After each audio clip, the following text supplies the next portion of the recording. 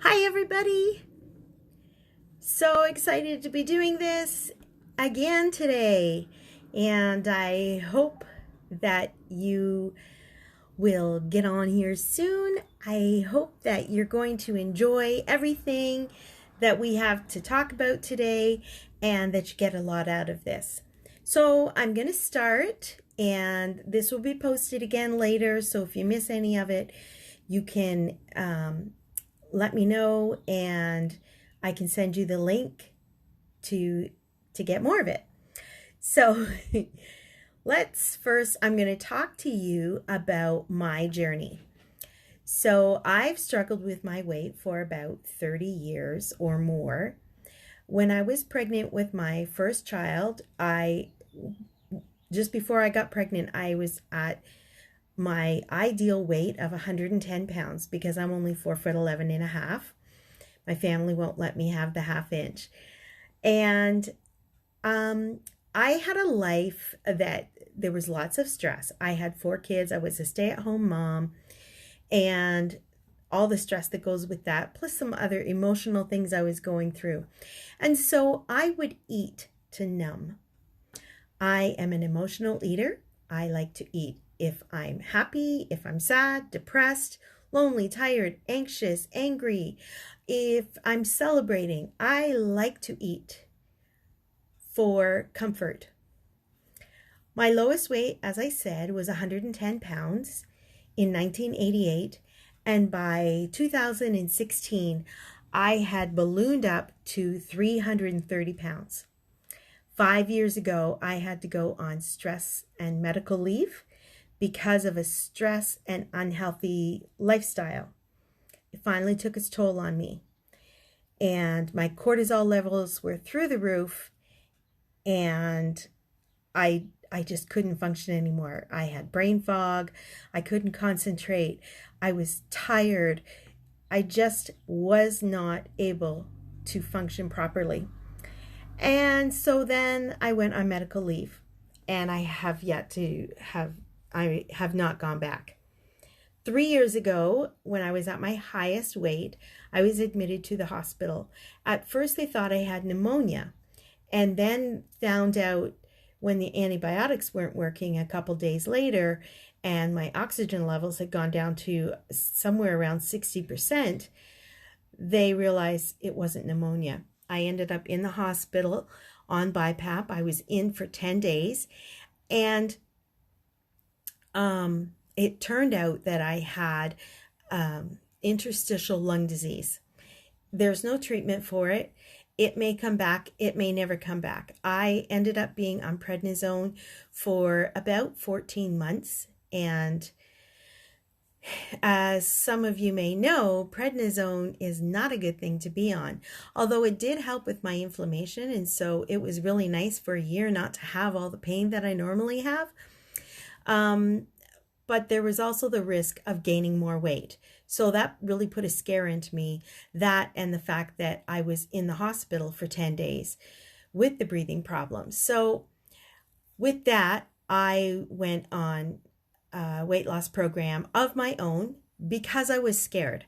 And I lost about 30 pounds within a few months. So I decided to join Weight Watchers because it had worked for me a little bit in the past, as long as I went. So I joined Weight Watchers and I lost some more weight. The problem was I got tired of tracking, and I got tired of going to all of the meetings every week. And I got tired of paying for it every week. So I decided I was going to try and do something on my own. So I left Weight Watchers and started doing it on my own. Well, of course, I started gaining weight again. So it was last year, I think, I ended up tearing the meniscus in my knee. And so I was going for physiotherapy on that. And she suggested I talk to a naturopath. So I went to the naturopath, and she put me on a low carb, low sugar diet. Well, that was all great, and I was feeling good, but I felt like I was deprived, and I felt like When I went to a family function or when my husband and I wanted to go out to eat, I was always that girl, the one who's always saying, oh, well, I can't have carbs. Oh, well, I can't have sugar. And I didn't want to be that person. And it works for some people, but for me, it wasn't working. It felt too restrictive. I felt deprived, and I wanted to just be able to enjoy my life. So I quit again, and I started to gain the weight back. So fast forward to last summer, I was doing some research on nutrition. I came across the Health Coach Institute, and that's where I have received my health coach certification from. I enrolled with them last September. I started, as I was learning the program and learning through school, I started following it kind of half-heartedly. But I started to notice that my energy was increasing and I wasn't needing naps. Before, I was having a 2 to 3 hour nap every single day. So I wasn't needing the naps. I wasn't feeling as tired. I had more energy. I was feeling happier. So in February, I really started to dig deep into what are the things that have kept me back all these years from sticking to a diet. What was I afraid of? And then in March, I decided it was time to really jump on to this program. If I was going to be able to teach others, I needed to be 100% in myself. And so within the first month, I lost 10 more pounds.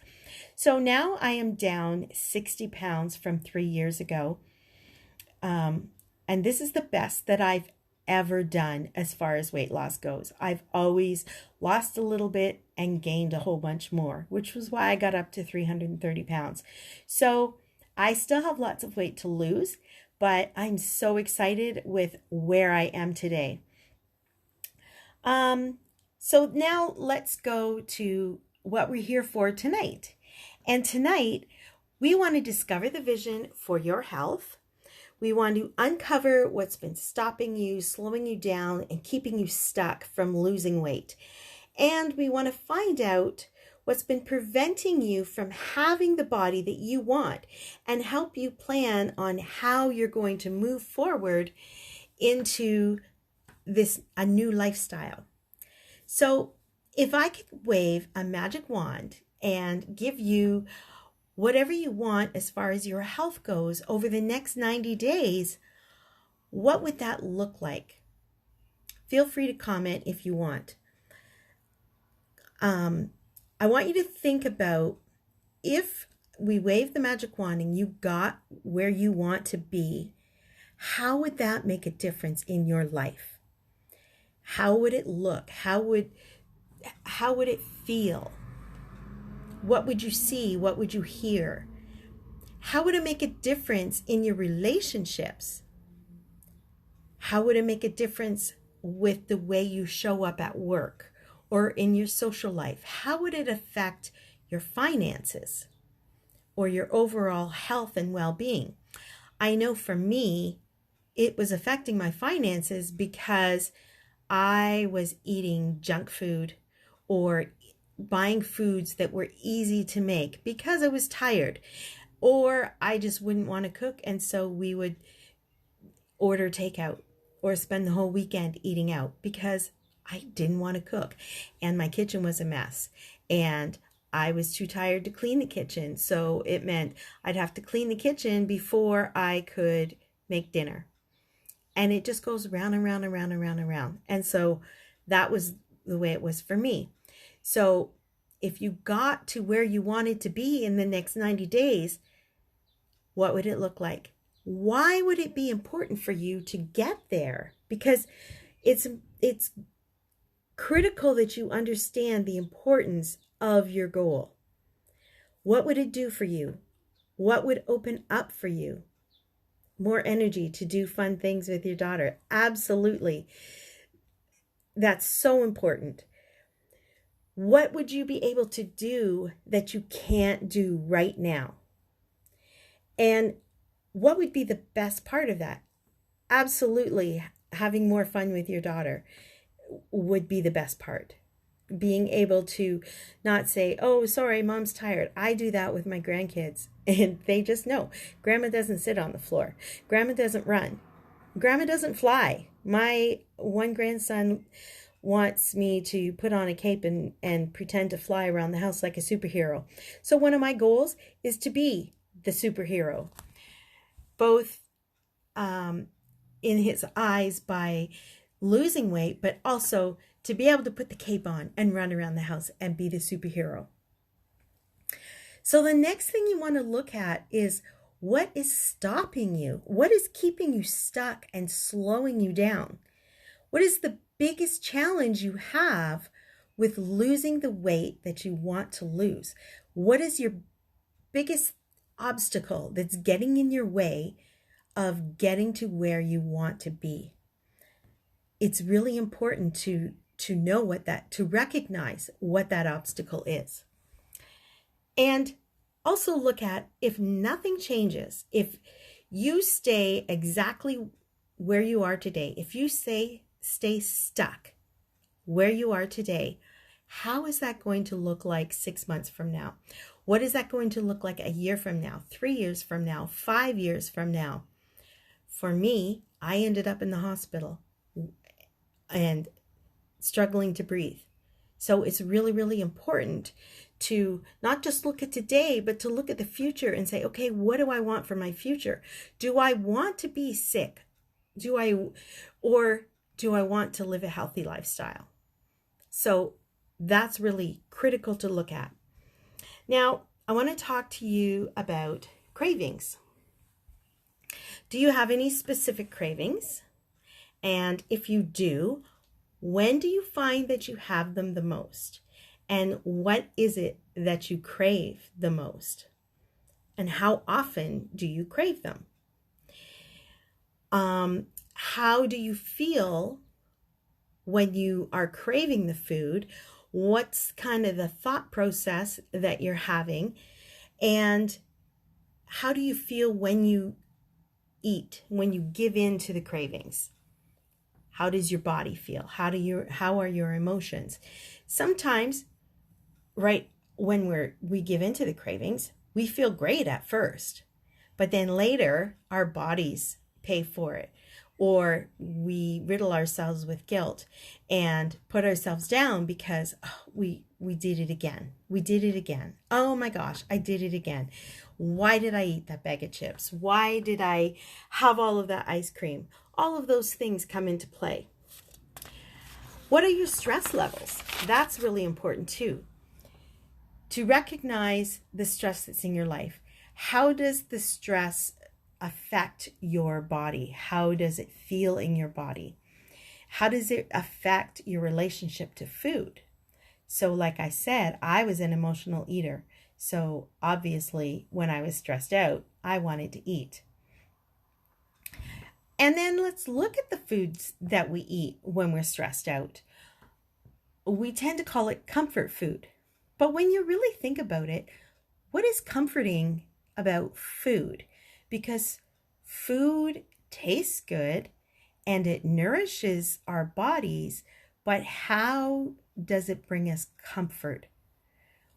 If you really look at it, what we feed ourselves, but it's not filling that void of whatever it is we're trying to get comfort from. And so we get into the habit where we feed our emotions with food. So if you're feeling stressed out, what are some other things that you can do other than eat?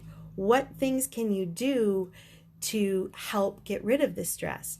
If you're eating because you're sad, okay, why are you sad? What can you do to change that? Sometimes it's just a matter of changing your mindset. So it's really important to figure out why we think food is comforting. And then we want to talk about learning to relax or learning to pamper ourselves. Do you do anything on a regular basis to pamper yourself? Do you do anything to relax? And if you do, how often do you do it? And if you don't, what gets in the way of you taking time to relax and to do something that feels good for you? How would you like to relax? If I could give you a day where it was all about you, you didn't have to worry about anything else, and you could relax, what would you choose to do?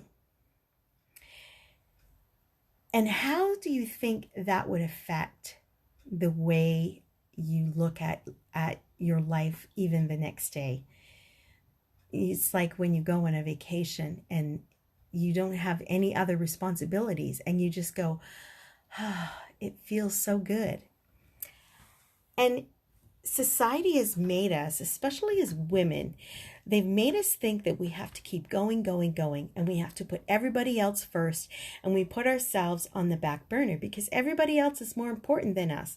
But in reality, what's happening is when you don't put yourself first, then you're not bringing your best version of yourself to your family, to your friends, your relationships, to your job, because you're stressed out and you're tired and you're beaten down and worn out. So if you can change the mindset on relaxation and realize it's important to put yourself first, it's important to be able to bring the best version of yourself to your friends, your family, your relationships, your work, even other extracurricular activities. Even I find it affects the way you keep your house clean. In my counseling and even in my own life, I find what you do in one area, you do in other areas. And so a lot of people struggle with clutter, or like I do, or a messy kitchen, because everything fits into everything else. So if you were able to take some time to relax and put yourself first, you're not going to feel so run down. And sometimes what we do is we procrastinate. So we have this list of things that we do and we get overwhelmed, and so we do nothing. Instead, we just procrastinate. Well, all that does is cause more stress. Procrastination doesn't create relaxation. So the very thing that we're craving, the very thing that is relaxation, we crave that, and yet we procrastinate. And so then we're really not relaxing, because in the back of your mind, you're constantly thinking, okay, I really should be doing this. I shouldn't be sitting down. So by learning to prioritize things in your life, and by learning to even prioritize your relaxation, that will make a big difference. So that when you schedule that relaxation time, you're actually able to relax instead of feeling guilty. Procrastination is really just avoiding the inevitable, avoiding what needs to be done. So give yourself permission to relax. And if we want to, I want to talk about stress. So if you're under stress, your body is in a fight or flight mode. Your body cannot be in the fight or flight mode and digest your food. It's either one or the other. So an example I like to use is, let's say you're outside and you're having a picnic lunch and you're eating away and it's beautiful outside, and along comes a lion. Now, the first thing your body's going to do is react. So all of the energy is going to go to your arms, your legs, your mind, your brain.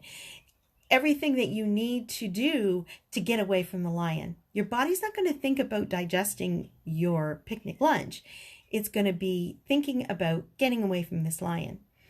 The unfortunate thing about our bodies is that it doesn't know the difference between everyday stress and stress from a lion chasing us. So one of the tricks is to trick your body into thinking that it's relaxed. So we like to do breathing exercises. Think about when someone is sound asleep and they're sawing logs, like nice, deep, slow, shallow breathing. I guess it's not shallow, it's long breaths. Anyway, you understand what I mean. It's that deep sleep.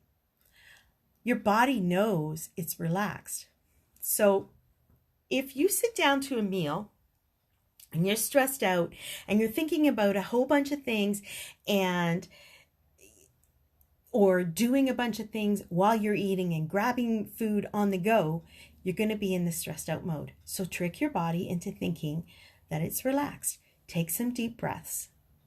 Breathe in, hold it, and breathe out. Do that a few times before you eat, because that deep breathing is what tricks the body into thinking that it's relaxed. Another tip is to chew your food longer. Most of us just, grab a bite, couple chews, down it goes. The average person chews, I think it's like three or four chews per mouthful. So by slowing down, you're also helping your metabolism, and your saliva has digestive enzymes in it. So the more you chew your food, the more your food is being digested. And therefore, your body doesn't have to do as much work. And if it doesn't have to do as much work to digest the food, then it's going to get the nutrients out of the food that it needs. Telltale sign of someone who is living a stressful life or eating under stress is they gain the weight around their middle. And that's me. If you look at my hands, my wrists, my feet, my ankles, they look like a skinny person's. But then you look at the middle of my body, and that's where I put it all on. And that has to do with stress eating. So there's another tip to help get yourself relaxed. I'll tell you a story. My husband had lost a bunch of weight when I met him. And then after we got married, he started a new job, and after a while, the job started to become stressful. They were working all kinds of overtime. They were piling extra work on him. He was working Saturdays, and he was exhausted. Every day he'd come home exhausted and tired out and just beaten down, and he gained 50 pounds. He did have a heart attack during that time as well. So now, 3 months ago, he started a new job. And when he started the new job, the stress levels were low. They almost gone. And without changing much of anything in his diet, he's lost 22 pounds in 3 months. The main reason is because he's not eating in the stressed out state.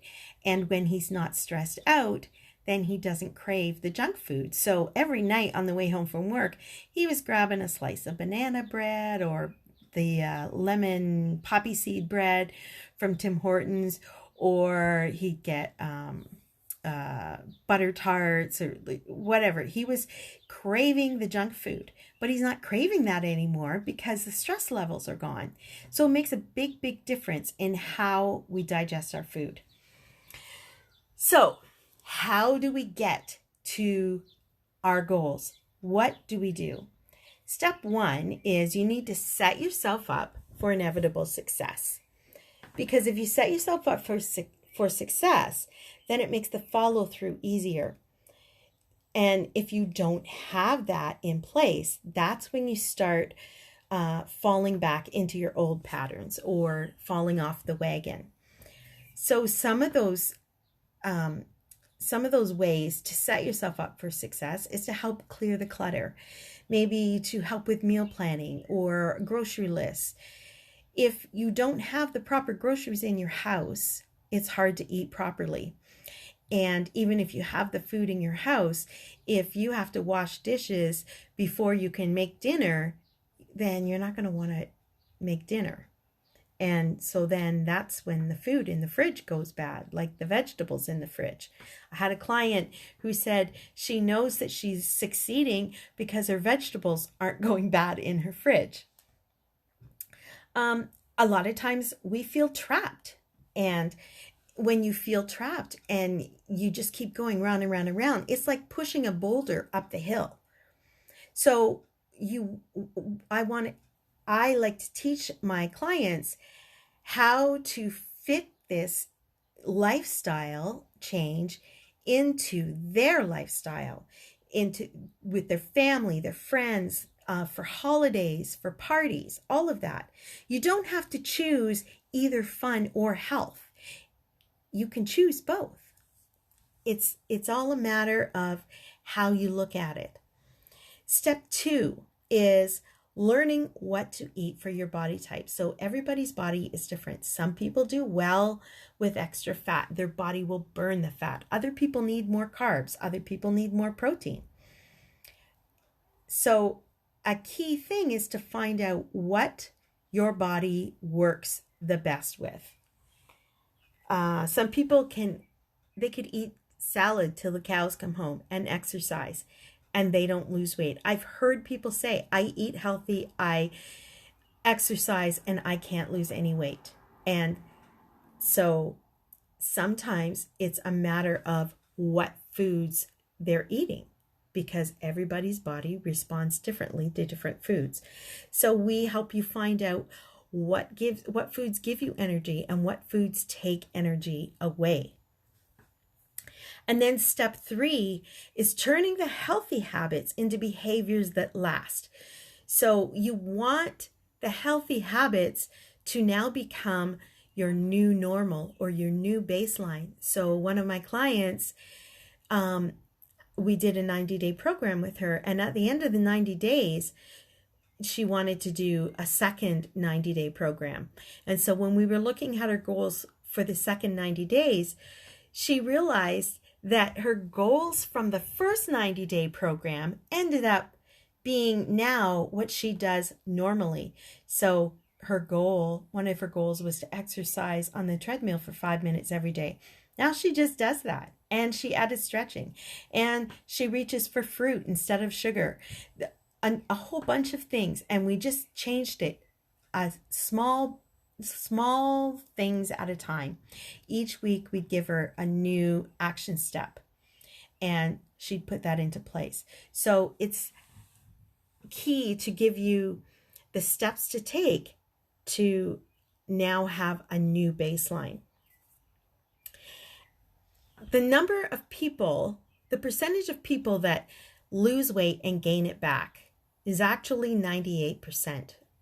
Some studies say it's a little bit less, but every study has said it's more than 90%.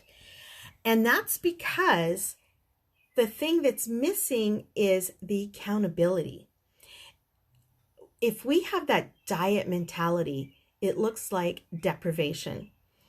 And you can have a quick fix result.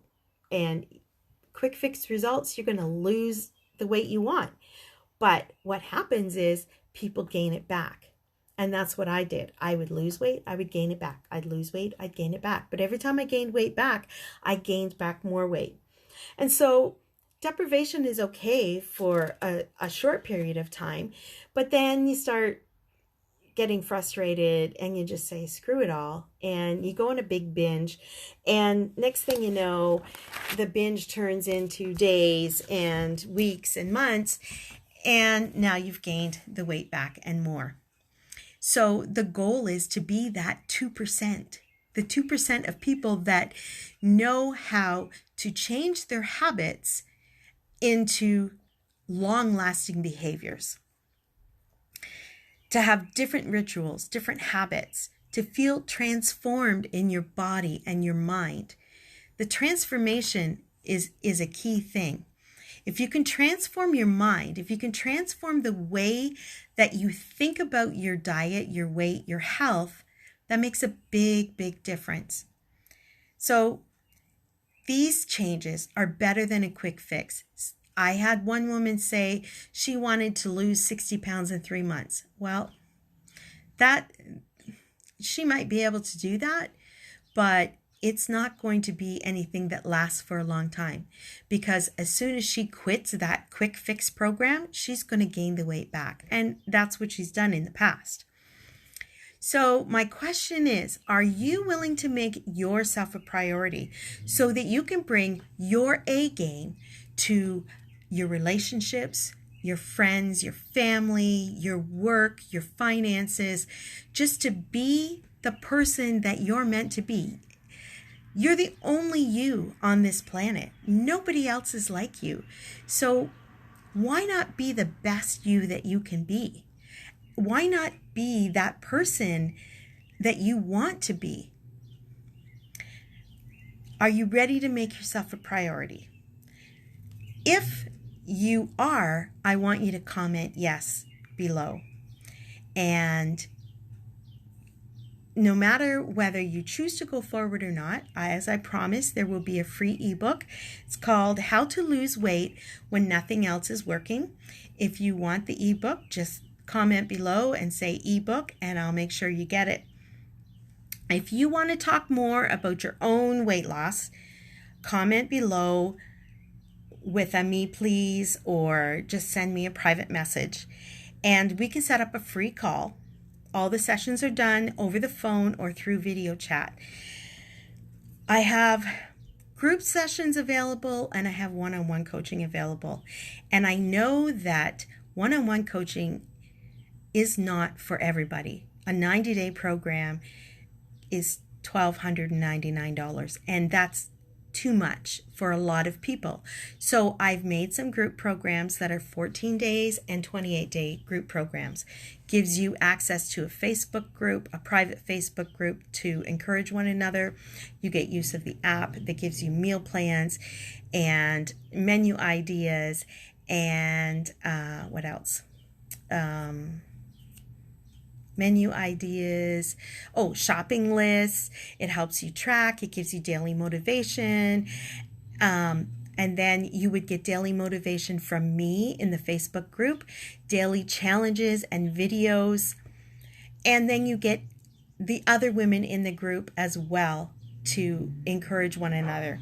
So the 14-day program is $49. And it's designed to be kind of to help you get a taste of what it can be like, and to kind of like test drive it. And then the programs go up from there. But like I said, the 14-day program, $49. And it can help you test drive it and see if this is for you. But regardless of whether or not you want to pursue a program, the ebook is yours. And yes, I will send it to you, Tanya. The ebook is yours for free. And if you're interested in a follow-up phone call and talk about one of the group programs, I'm there for you.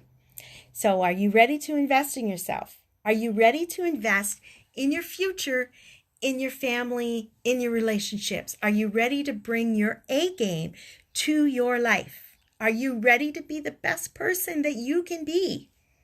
If you are, let's chat. Okay? You have nothing to lose, but everything to gain. But then you have everything to lose because you're not going to gain weight during this, right? So you have it all. So send me a private message if you want to. We can set up an appointment, and I will make sure that I get that free ebook to you. I hope you have a great day, and thank you so much for joining me. Bye-bye.